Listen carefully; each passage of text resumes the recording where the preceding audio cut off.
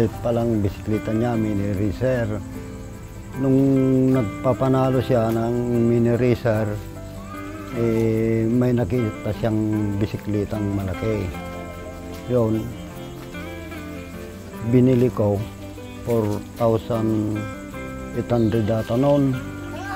Palang, bakal na bakal. Yun ang pinagsimulan niyang naglaro. Bali, yung tatay ko po yung bumili sa bisikleta ko, yung pangkarera ko talaga.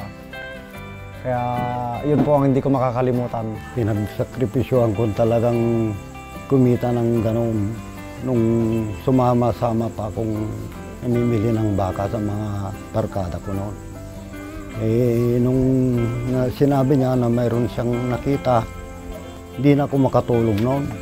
At puhunan ng mga barkada ko sa pamimili ng mga hayop, mga baka, kalabaw, gano'n. Numiram ako sa kanila ng 4,800. Yung pinagbigyan naman ako, nabili ko yung bisikleta niya.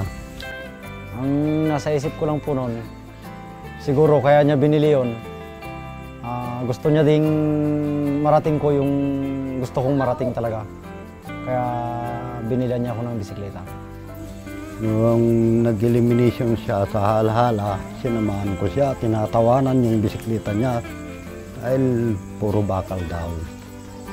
Pero nananalangin ako noon na sana'y makapasa ang anak ko.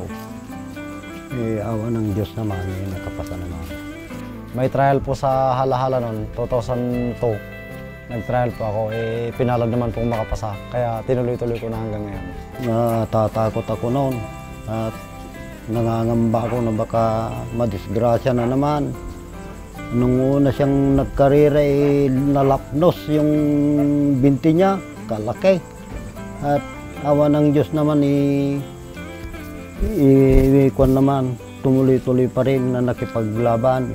Yung pong tatay ko, talagang willing siyang mag-cycling ako, pero yung nanay ko, hindi po siya pumapayag. Pero pinamili ko po siya.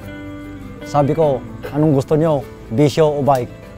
Hindi po sila makasagot. Ibig sabihin, nagdadalawang isip din sila. Kaya tinuloy ko na yung pagbabike. Si nanay niya, ayaw niya sana, pero yan ang bisyo niyang anak natin, di payagan na natin, sabi ko naman. At pumayag naman siya.